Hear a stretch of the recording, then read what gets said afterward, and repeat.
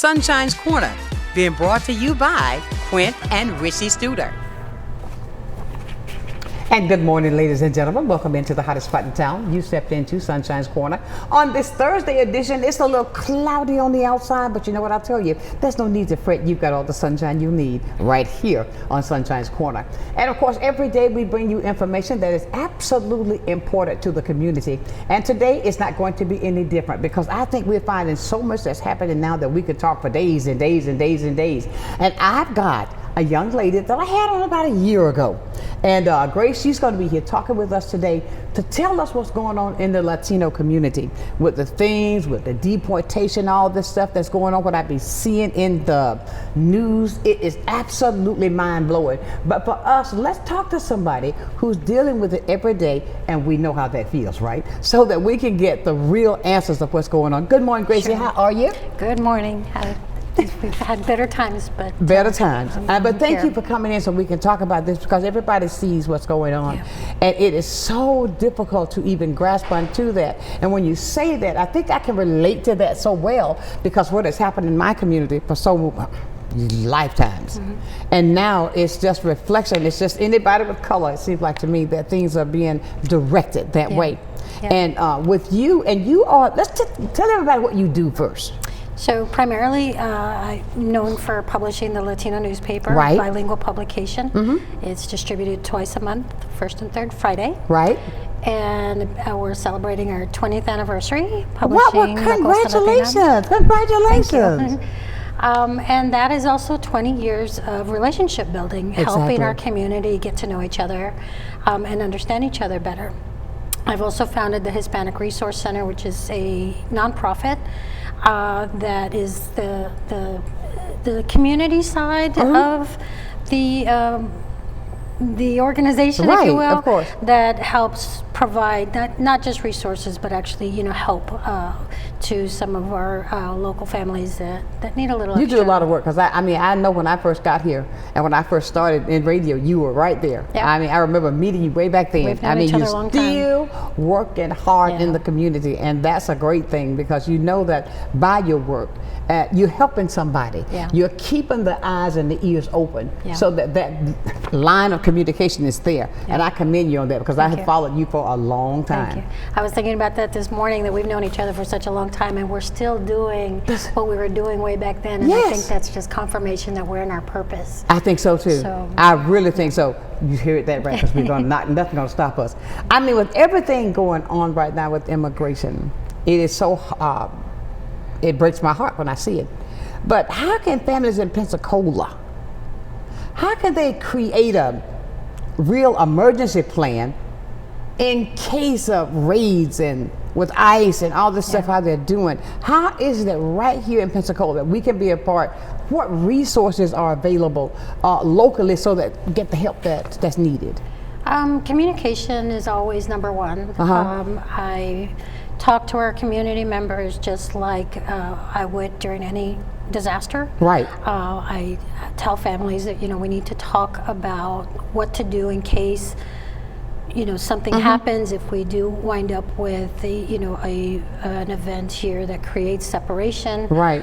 Who will take care of your children? Who will take care of your property?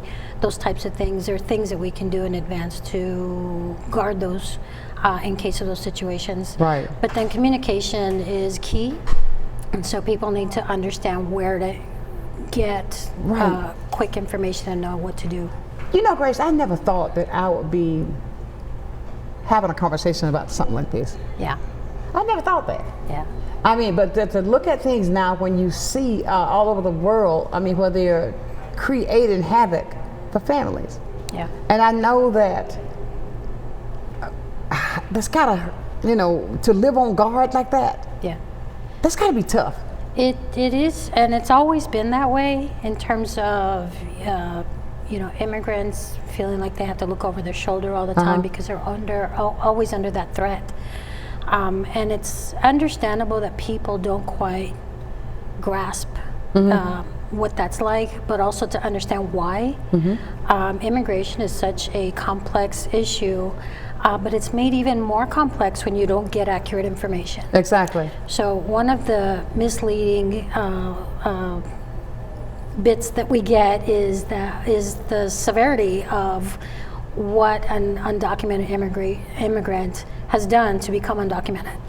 So, yeah, so the majority of people that are undocumented have entered the country legally, but they may have overstayed a visa. Currently, however, folks that were on immigration parole, which means that they did enter the country legally, they were allowed to stay, but they don't necessarily have protective status. Those are being revoked en masse.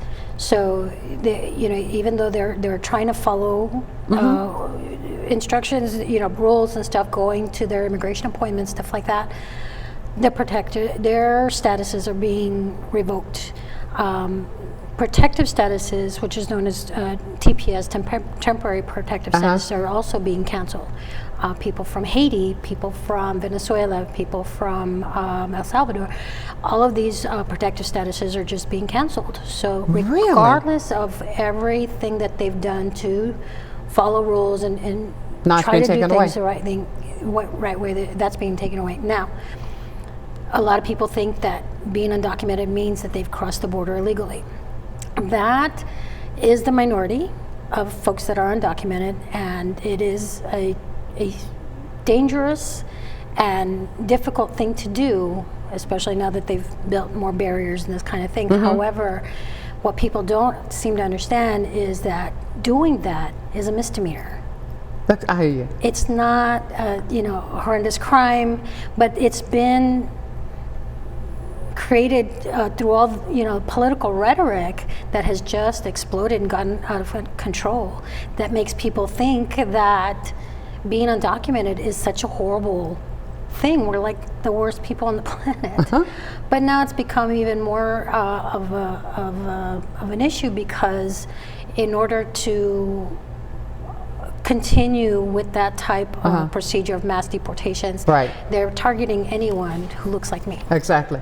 How does it make you feel when it says, because I've heard this statement used so many times, they're criminals. Everybody's a criminal. These are harsh felons and all this kind of stuff. I gotta say this. My community understands that, because we've been targeted that way from day one, which are lies. And now, when you hear it, criminals, criminals, criminals, and they're not.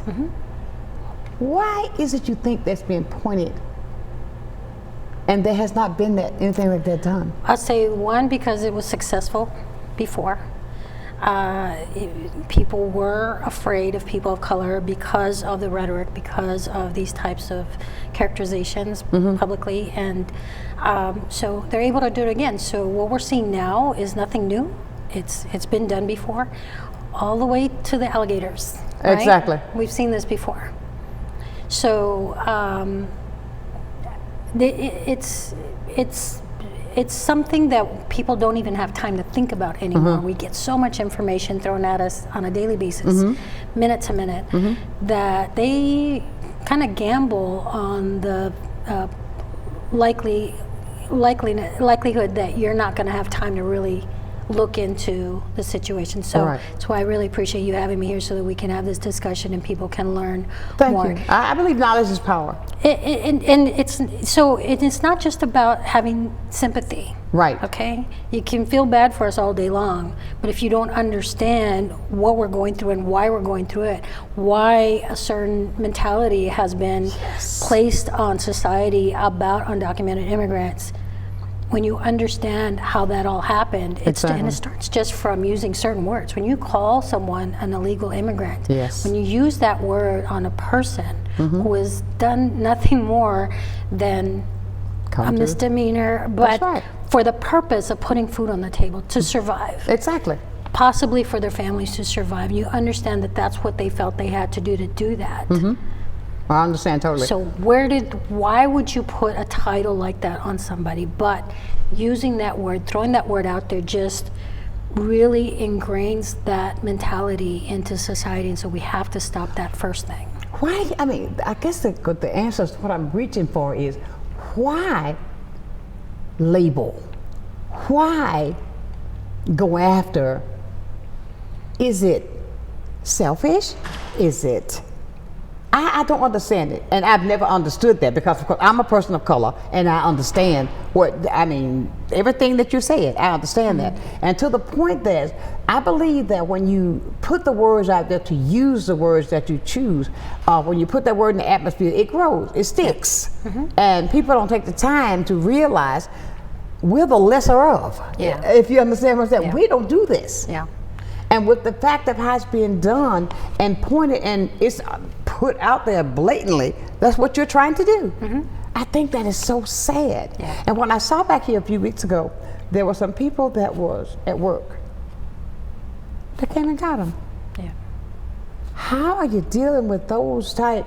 That take me back to what I read about in slavery years ago. What they did to my foreparents, my people before me. And I understand that. So how is it that can you be successful in doing what you try? You know you're not what you're saying, but because of my pigmentation, you're after me, and then people are coming to get you. How are you dealing with that? It's you've tapped on a part that's going to make it hard for me to. Oh, I'm so sorry. Because we deal with the families, right? We deal with the people that were left, the dependents that were left, who are afraid to speak up because they may have another family member, maybe mom, and the children are American citizens, and so the idea of being separated and not even knowing what possibility there is of your family surviving together. Exactly. I'm actually speaking to one individual right now who's disabled. Her caretaker was arrested yesterday. In Baldwin County, there were raids in Baldwin County, and they arrested workers for their immigration status. And she's hanging on emotionally. She's said some things that I am concerned about. But he was the person that took care of her, and now she has no one. Oh my God. So when this kind of thing happens, we usually go talk to the family, see what they need. Often we bring groceries. Sometimes we need to pay a light bill. Help with things like that, and then help them figure out what they're going to do. Of course. We have to wait and see what the legal process is going to be, but that was my next understand question. Right now. So a lot of folks don't understand what due process is. Okay, it's a phrase now that's kind of getting tossed out there, and due process sounds like something simple, but due process is the thing that keeps you and me, of course, out of jail. That's right. Right? Because anyone can walk in here and accuse us of anything. Exactly. And due process is that day that we have that to defend ourselves, to prove that we've done nothing wrong. These folks are not getting that. Okay, we have a process where our Florida Highway Patrol, they do racially profile us. It's kind of out in the open. Oh, we know about that. Well, no, I mean it is public knowledge, right? It's out there. So they racially profile us, and I have been racially profiled. Okay, not in the last few weeks, but I have been pulled over. Because of my pickup truck and some little Mexican flag I've got on it. And they did not expect to find a well-speaking American educated woman driving the truck. Who was actually a former employee of the county and the university, and you can see a lot of my background. When that happened. How did they react when they found out all this about pulling you over? There was a little bit of stuttering going on after that. So what's happening now is that it's usually FHP that is doing this, and they do that in hopes that they're going to find somebody who doesn't have a driver's license. And the way the state laws are changing to be able to target undocumented immigrants is that they don't allow certain driver's licenses. They're not valid in the state. So one thing is, if you live here, everybody has to change their driver's license within a certain amount of time. But there are some states that allow undocumented immigrants to get a driver's license. It's to their advantage. It makes a lot of sense, right? Because they're able to, be identified. They have a valid government issue ID.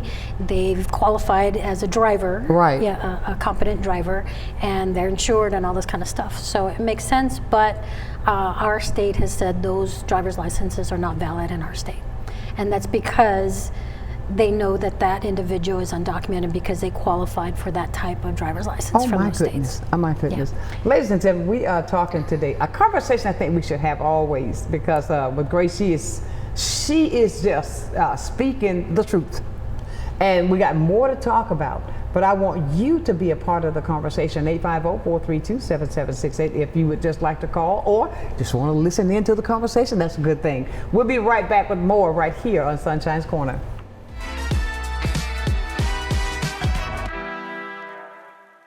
Good day, Pensacola. Welcome to a new segment on health and wellness sponsored by Baptist Healthcare in partnership with Sunshine's Corner. Every first Wednesday of the month during Sunshine's telecast, we're going to be bringing you information about health and wellness and ways to make sure we're improving the quality of your health care here in Pensacola. After all, we want to ensure that you're going to the right place at the right time and for the right reason, and that you don't feel alone. Can't wait to see you. From the efficiency of American natural gas and the dependability of nuclear power, to the strength of Florida's sunshine and the flexibility of advanced battery storage systems, we leverage a diverse mix of energy sources to power our growing state, ensuring reliable, low-cost power for your home or business whenever you need it. FPL, working for you every single day. Many who consider facial plastic surgery are concerned their results will look unnatural. But with over 20 years of serving the Pensacola community, his thousands of satisfied patients have made Dr. Derek Jones a trusted reconstructive and facial plastic surgeon known for industry-leading results that look natural. Call 850-484-FACE to schedule a consultation at one of our locations in Pensacola and Gulf Breeze. I'm Dr. Derek Jones. Trust your face to a facial plastic surgeon. Take a ride on the Pensacola Beach Island Trolley. From now until September 4th, from 4 p.m. to midnight, tour Pensacola Beach for free on the Island Trolley. Our open-air trolleys allow riders to take in all the fun and sun of Pensacola Beach. Plus, riders will be able to track the trolley's location, making it easier for everyone to plan ahead and enjoy the ride. To learn more about the Pensacola Beach Island Trolley, head to visitpensacolabbeach.com/trolley-information. See you on the trolley.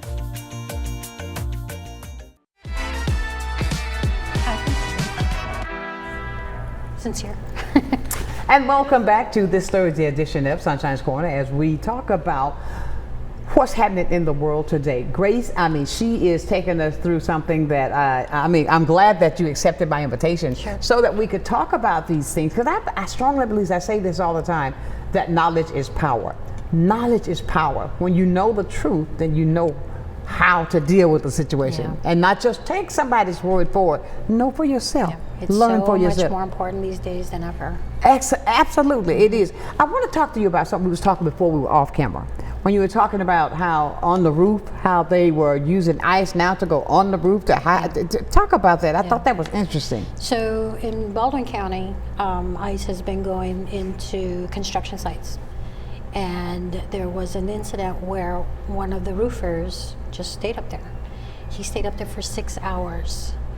And because the ice agents would not go up on the roof to not risk their, their safety or anything like that, it was a standoff. They just stayed up there and they didn't move.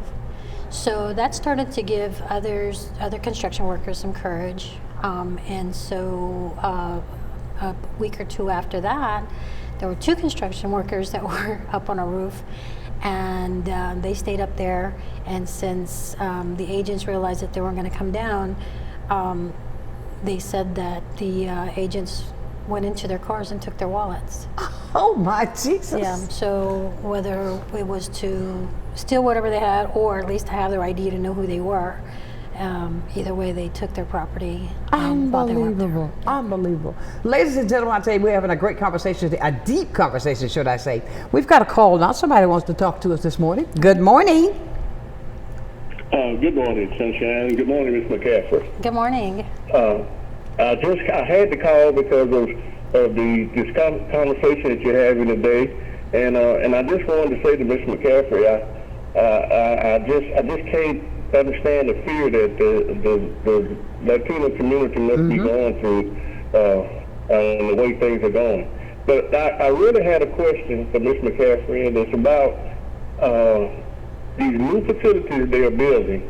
Right. And are these deportations still going on, or seems to have quieted down? And there are a lot of people who empathize, but they don't know what to do. So I just wanted to let Ms. McCaffery know that, and those are the questions I had. If she had any information about the new facilities they're building, like the one down in Florida, and are the deportations still going on? Thank you so much, sir. So the detention facilities have been historically, especially here in Florida, overcrowded. We've been sharing stories about people getting sick and some even dying in some of these facilities that were meant for significantly fewer people than they're actually putting in there, especially down in South Florida.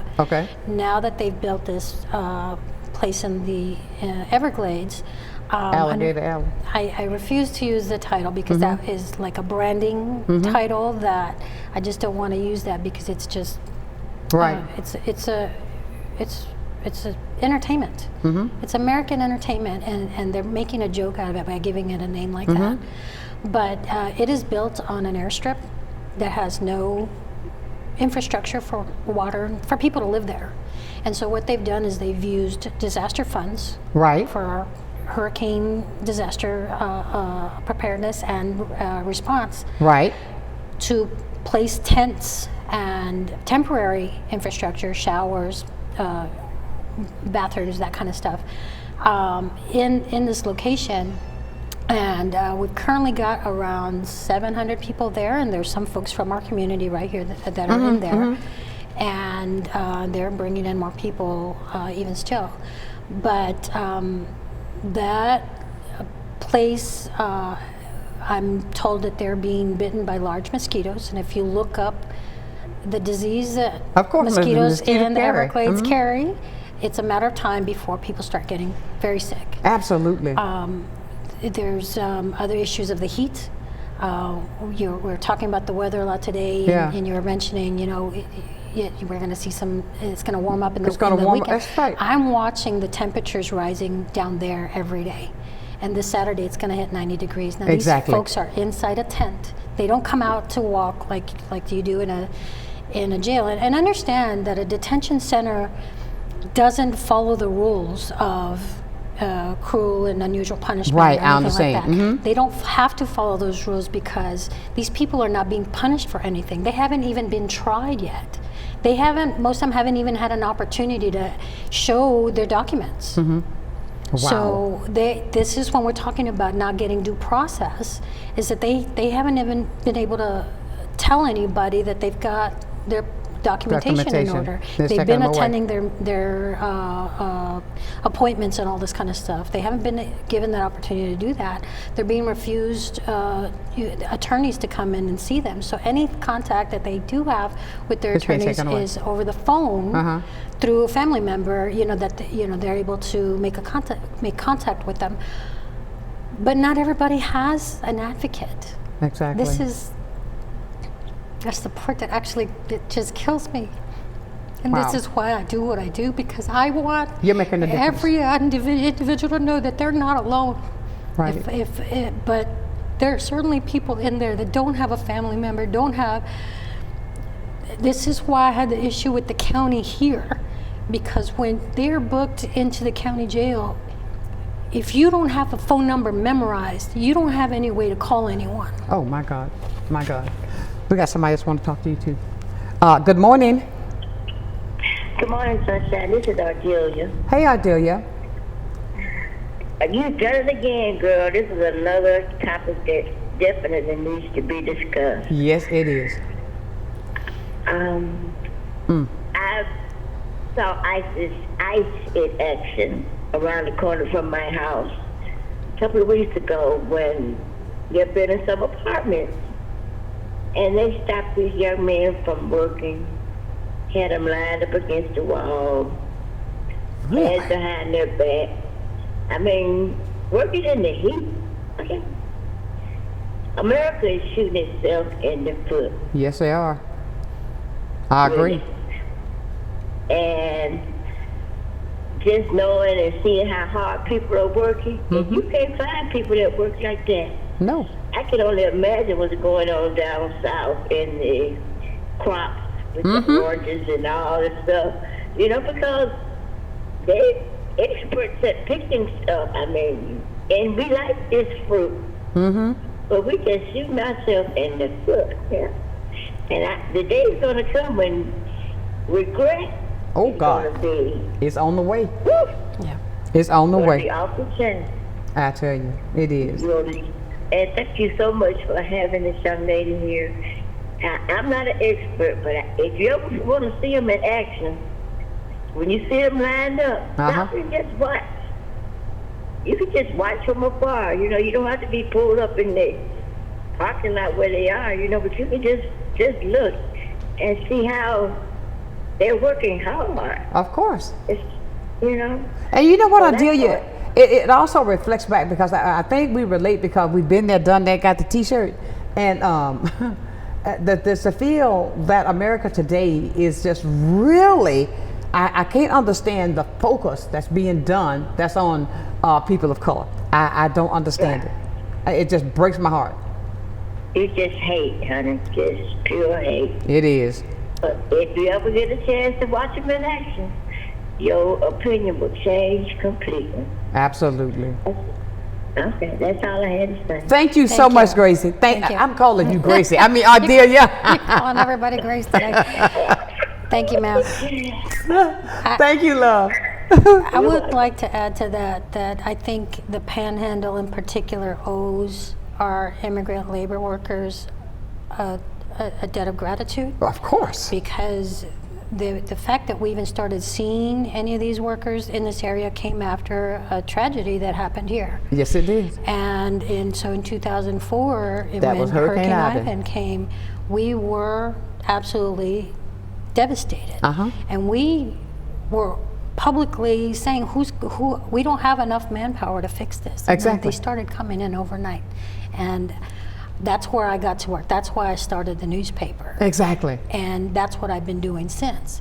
Now, that's 21 years ago. The caller, she mentioned the farms. Now, you'll hear Washington talking about, being able to do something for the farm workers. I'm very cautious about that because I think that does open the door to slavery. Because imagine the government saying you can come if you go work in the fields. Right. I'm very concerned about that. Aside from the fact that I just don't trust that they're going to keep their promises. Right. Because but we all see that. What they're already saying is that you have to leave the country and come back. Again, there's no evidence that any of these folks have come in to the country illegally or uninspected, as they call it. But still, what makes us think our government's going to keep their promise? Not one thing. Nothing. So if they were to do anything, it is out of the panic that will take place when our food supply starts diminishing.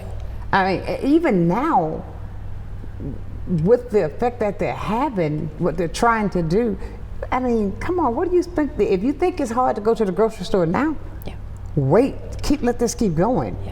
When you say about keep rolling in my thought process of the fact that you have to go back and you have to leave Florida, go back and come back. How difficult is that to get to get the green card, to get the? There's a lot of factors, and every individual has a specific situation that qualifies them or disqualifies them. So it's not an easy answer. That's why each individual has their day in court, has their procedure, and they bring to the table whatever it is that they think qualifies them to get a residency or to become a citizen eventually. So sometimes it's because you have American children. Sometimes, and a lot of times, it's because you've been paying taxes here for so many years already as an undocumented immigrant. Right. You know, a lot of folks think that just because, you know, you get arrested and you wind up on ICE hold, that's the end, you're just going to get deported. It has been that you do wind up in detention, but you still have your day in court to be able to prove, yeah, I've been here 10 years, but I've had children, they're on the honor roll. We've, you know, I've been working. I haven't been able to get a work permit, but I paid my taxes. Right. And they show this history, and this is where Judge says you've shown that, yes, despite whatever situation you presented that made you undocumented, that you've been a good citizen, and they'll grant them permission, and it actually becomes a good thing. We're not seeing that right now, though. Everyone that's being detained is actually staying in detention for long periods of time. Oh, wow. I'm talking to a woman whose son was apprehended 2 weeks ago, and he has already agreed to self-deport. That's one of the first things they do when you get into detention, is they pressure you to self-deport. Okay. You sign a piece of paper that's in English, and there's a lot of pressure and even lies that if you sign this paper, you'll see your family again. That's common among the immigrant community to hear these types of stories. And some people believe it, and some people give up. This individual is a teenager. Actually, he's talked to his mother. He said, I'm just going to go to Mexico. And so he signed the papers. That paper still needs to be approved by a judge. And he's still waiting. Oh my God. I'll tell you what, we're going to come back because there's a question I want to find out about the process, or more about the process, and because of the fact that I think that what's happening in the world today that we see, and when you brought up a word, you said it's like trying to take you back, and what causing this to be slavery. I want to talk about that too, because of the fact we know that word. Right here, please be a part of the conversation at 850-432-7768. Call or text Sunshine's Corner. We'll be back with more.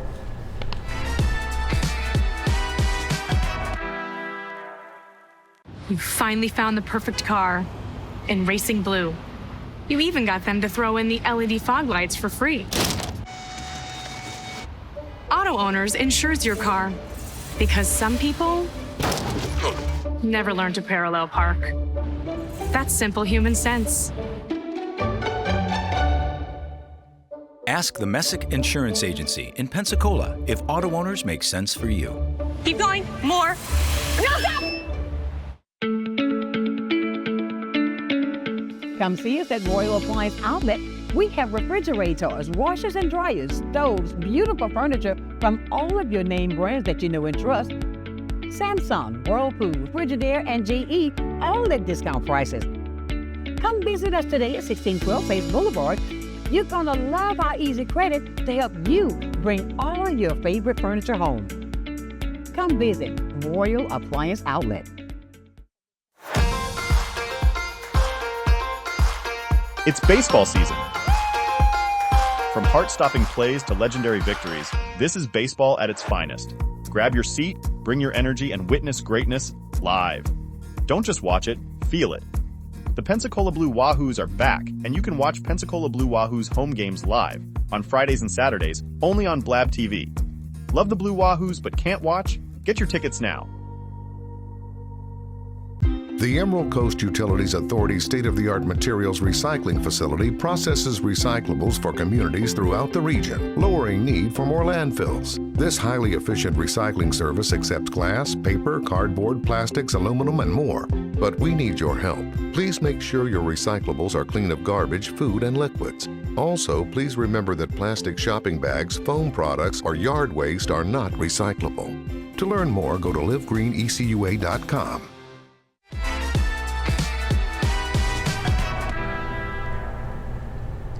And welcome back to this Thursday edition of Sunshine's Corner. We're talking with Grace McCaffery. Hi. And I tell you, we are learning some things today that is absolutely mind-blowing. But I mean, with everything that you see in all the newspapers all over the world now, the topics are there and what they're trying to do. I wanted to ask you a question about with the process of getting your papers in order. Okay, I guess what I'm saying, if you know that your process is becoming time to end, Is there a time limit on that for your paperwork? And what's the period that you can start working to prevent them trying to take it away? Is that something like that? Yeah, it depends on your status. Okay. So a lot of folks that are seeking asylum, for example, they're in the country legally. They've been allowed to come in. They have so many days to apply for asylum. And then if that asylum case doesn't get resolved by a certain amount of time, then you have a certain amount of days where you can apply for a work permit. And this is so that you can work legally. You get way to pay your taxes and everything. So again, there's nothing illegal about it in that process, but they're not necessarily protected from deportation. Okay. So that's the kind of limbo that they're in. When it comes to, I heard you say something earlier about families. If the kids were born here in America, do they separate the children? Where are the children? The children are left? Yeah, so that's a really tough one. So oftentimes, yes, that happens, and we have seen that happen here in Pensacola. In Pensacola? Yes. We're fortunate when somebody even knows about these children to be able to care for them. Right. And let somebody know that they're here. Now, you said let somebody know they're here. So after the parents are taken. Mom and dad got arrested at work. So the kids are at school or at home. So, when they just don't come home, or maybe a child comes home from school and mom and dad don't come home from work. That's how that happens. In some cases now, we're starting to see where they're being allowed to leave with their children, their American children. And then on a much wider topic is this conversation about ending birthright citizenship. Ending it? Yes. They're doing this so that these immigrants so that they're not separating families and just won't let their children become American citizens. Oh my goodness, wow. Do you feel good, safe in the neighborhoods? No. No. I mean, I know that I'm a target by when many it comes people. to this immigration enforcement, I can imagine. I ask that because I know it's got to feel that I've got to continue to. So yeah, when I'm in my t-shirt and jeans and no makeup, I look just like the rest of my brothers and sisters that are out there, just trying to, make a living from day to day, and people assume I don't even speak English. But when I speak up against this type of thing, I also am a target for people that want to hate on us. Right. So I'm in the middle. I understand. Well, I don't know what your faith is, but do you have churches that are coming together to help in times of emergencies for your faith? And yeah, so of course they changed the laws so that churches are not safe anymore. You got that right. Yeah. No, I mean they're literally I'm just being real. Changing state and federal laws so that they can church is not sanctuary anymore. They can come in and take who they want. At church? Anywhere. This is, ladies and gentlemen, we're talking about something that we're experiencing now, not yesterday, now. We're in the process of this now. It's so important to understand when they pass these laws, when they put these bills out there.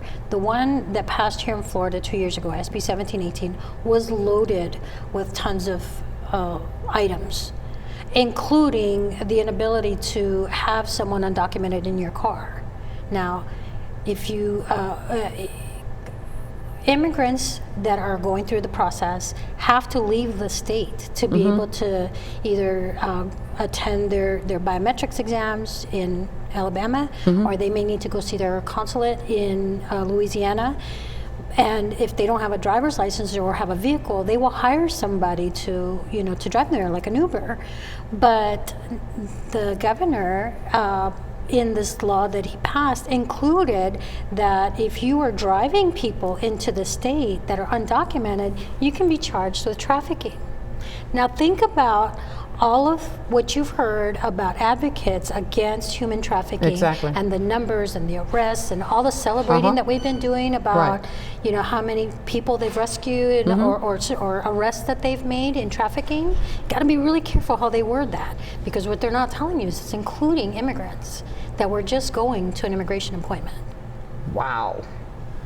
We are learning a lot today. But ladies and gentlemen, that's what we do right here on Sunshine's Corner. We talk about the things that are difficult. You can feel safe talking about them right here. And I don't know how to ask this question, but I got to ask this. Okay, I want to find out,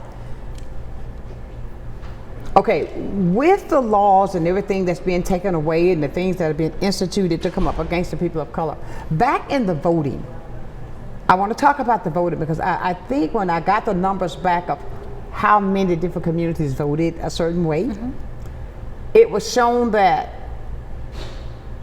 a lot of Hispanics voted for him, and then he comes in and says, I'm not going to, then that's the first thing he does. Yeah.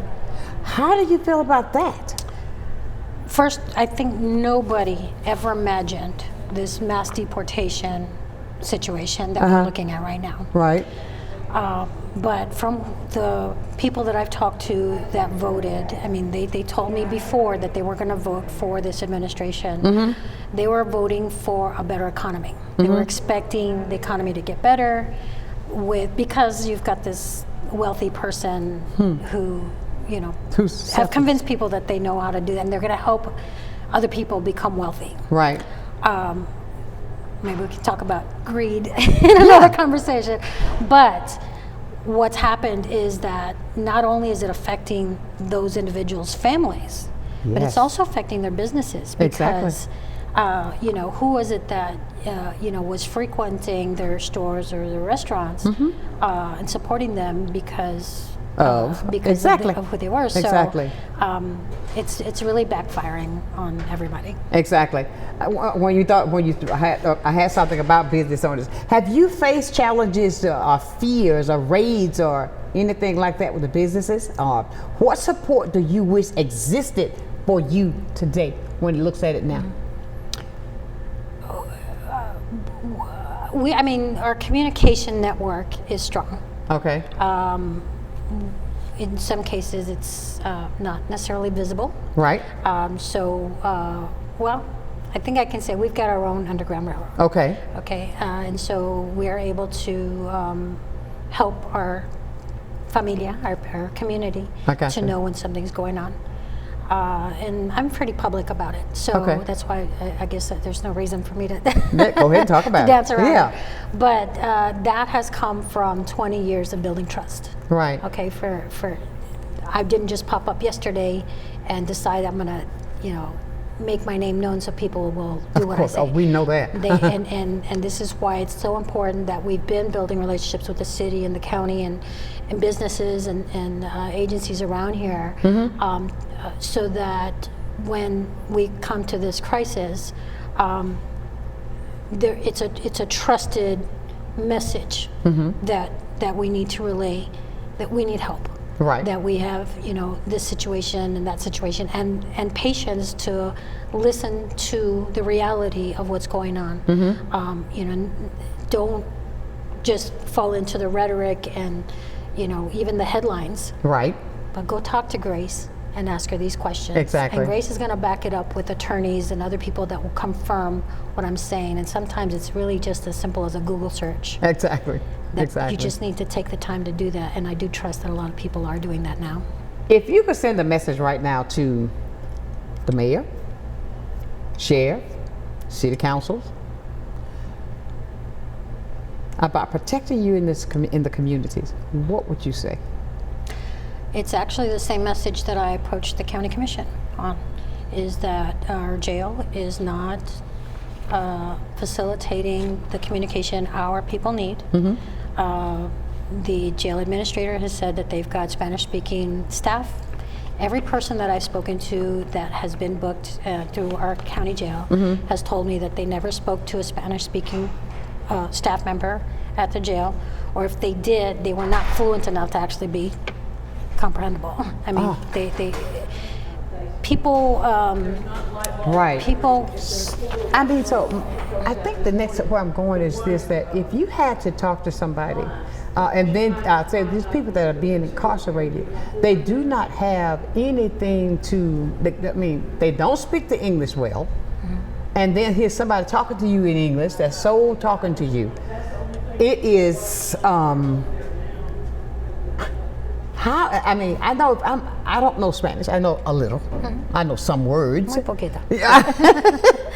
But how is it what does that person think when they're incarcerated? I feel like I've been incarcerated on being done wrong. Yeah. Then there's nobody here to understand what I'm saying. It gets worse than that, because I've actually helped a young man who was just driving through town.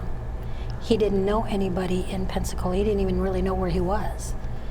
But somebody in the jail said, "Do you know Miss Grace?" Right. And they got him connected with me, and I was able to find his mother in Venezuela to let her know that her son was in jail here, but we were doing everything we could to help him. Now, understand, this was right after all these Venezuelans got sent to El Salvador. And we didn't know if they were going to send more. I needed to get this young man out of this jail quickly. Right. So we contacted his family. They have distant relatives here in the country, and they were able to bail him out, and I went and got him into a hotel and some food, and through donations from the community we got his car out of impound, which was quite high because he had been in there for months. By the time it got to you to try to get help. So they're for the most part don't really know what's going on. They know that if they're undocumented, that's reason why they're being detained, possibly, but they're not always going to know the extent of their charges, if there are any. If they were driving without a license, in some cases they have no choice. Right. So they know that part of it has happened. In most cases, it's FHP that are making the arrests.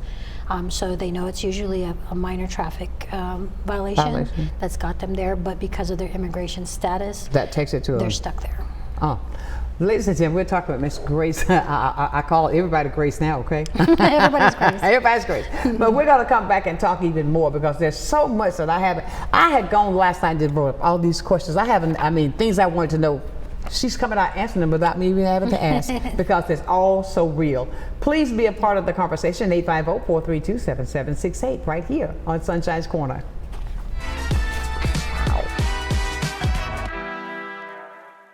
I'm Emily Echeverria, Marketing Communications Director for Council on Aging of West Florida and the host of Coming of Age. Watch our show to find out what we're doing for our seniors and their families, and hear from area experts and local business owners about their programs and services. Want to help? Find out how you can work with us to bring a better future to our seniors. Watch Coming of Age, 3:30 p.m. Wednesdays, only on Blab TV. From the efficiency of American natural gas and the dependability of nuclear power, to the strength of Florida's sunshine and the flexibility of advanced battery storage systems, we leverage a diverse mix of energy sources to power our growing state, ensuring reliable, low-cost power for your home or business whenever you need it. FPL, working for you every single day. Take a ride on the Pensacola Beach Island Trolley. From now until September 4th, from 4 p.m. to midnight, tour Pensacola Beach for free on the Island Trolley. Our open-air trolleys allow riders to take in all the fun and sun of Pensacola Beach. Plus, riders will be able to track the trolley's location, making it easier for everyone to plan ahead and enjoy the ride. To learn more about the Pensacola Beach Island Trolley, head to visitpensacolabbeach.com/trolley-information. See you on the trolley. Well, I think it's all about local, and I'm a big believer in local. So I think anytime you can carry a message out locally, it's important. And I think it's anytime the person that delivers the service can also deliver the message, which is unusual. You have the people that actually deliver the project doing the talking, and I think that's a huge difference, and really makes a huge value difference for the consumer. So I'm really just so grateful that we have this local opportunity with Blab TV. My name is Quince Dieter, and I am Blab TV.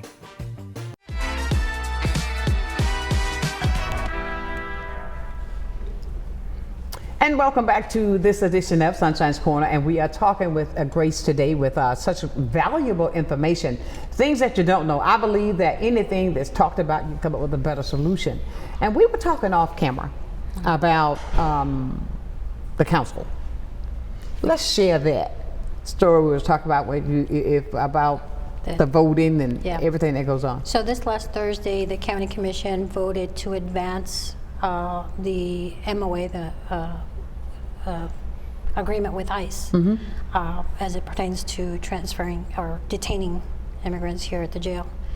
And we had a couple commissioners that were against it, and we had a couple commissioners that already decided for it, and then we had one commissioner that had questions about the process. And in that in the decision-making process during the meeting, he asked the jail administrator whether immigrants are getting due process. Again, this is a phrase that a lot of people have been throwing around, but I don't think most people know what it is. And so the commissioner said that was his main concern, that people were getting due process. Right. He grew up around Hispanics, around immigrant communities and stuff in another part of the country, so he wants to make sure that we're just talking about legal issues. Of course. Well, the jail administrator said yes. The jail administrator has nothing to do with who gets due process or even knows who gets that, because it's not applied here. We're a detention center basically for ICE, and that's what this agreement is for. ICE comes and picks up immigrants, takes them to another facility in another state, if not, South Florida. Certainly. But then that's where their legal process begins. Now, some are still not getting, they're not getting their due process, but it has nothing to do with anything that happens here. So I'm especially frustrated with the jail administrator for either lying to the county commission to get that vote, or not knowing what due process is and answering a question that he shouldn't have. Oh, God. But it was that one vote that made the difference in that agreement with ICE. Exactly. Ladies and gentlemen, I'm listening to her, and I'm hearing and I'm feeling you. It is so apparent that with the things that are happening in the world today, and when I look at the things that you're telling me that with your community now that you're dealing with, been there, done that, we know that. I mean, I can tell you stories of things that even with myself, even today, you can feel it.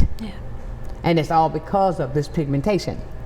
And I think with what you're talking about, it's just on a different level of what's going on that we've dealt with.